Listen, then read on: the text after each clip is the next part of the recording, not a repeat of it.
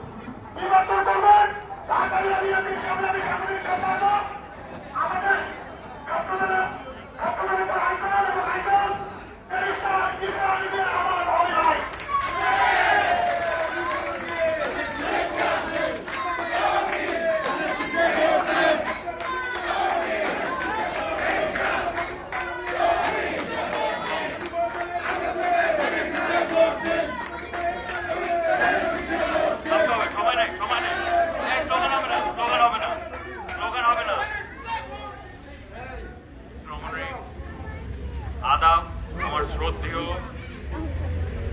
দিদিরা, বৌদিরা, আমার দাদারা, আপনাদের সবাইকে আদাব। ভালো আছেন সবাই?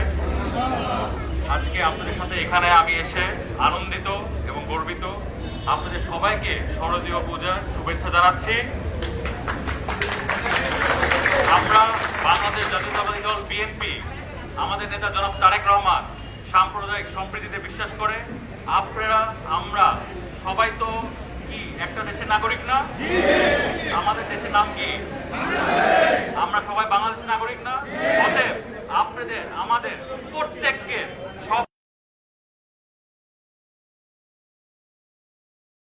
চলার যে হচ্ছে গিয়ে সিস্টেম, সেটা আমাদের জনাব তারেক রহমান নিশ্চিত করার জন্য আমাদের সবাইকে নির্দেশনা দিয়েছে।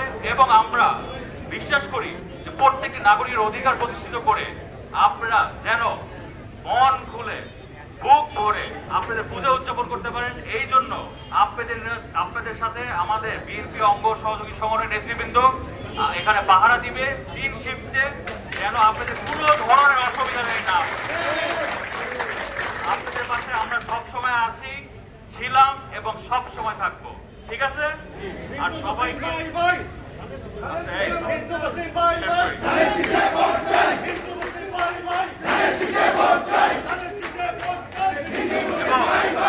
এবং আমাদের অনেক জায়গায় গ্যাসের সংযোগটা মনে ঠিক মতো আসে নাই, তাই না? আমরা বিএনপি ইনশাল্লাহ ক্ষমতায় আসলে আমাদের জনাব তারেক রহমানকে বলে প্রত্যেকটি ঘরে ঘরে আমরা গ্যাসের সংযোগ দিয়েছি।